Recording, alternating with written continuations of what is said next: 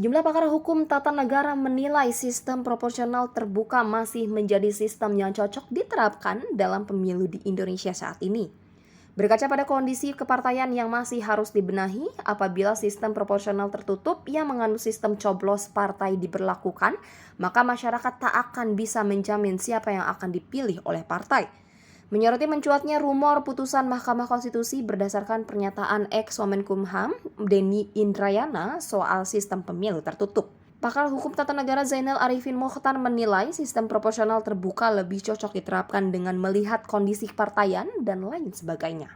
Kondisi partai yang masih perlu diperbaiki membuat sistem pemilu harus dilakukan secara terbuka agar publik dapat mengaksesnya secara luas. Kalau kita sudah bicara soal conditioning, kita bicara soal ya ini lebih cocoknya proporsional tertutup memang, proporsional terbuka, suara terbanyak, kan kondisinya kan, kondisi kepartaian dan lain sebagainya.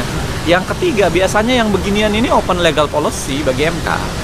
MK selalu bilang ya ini urusannya pembentuk undang-undang, bukan urusan kita.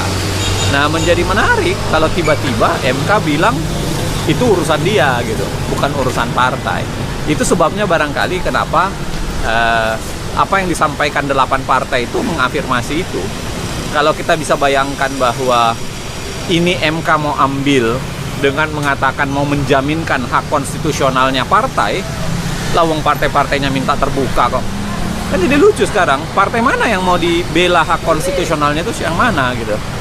Hak konstitusional publik tidak ada kaitan secara langsung sebenarnya, karena pilihan-pilihan sistem itu sama-sama sebenarnya pilihan yang dipakai dalam sistem pemilu. Begitu.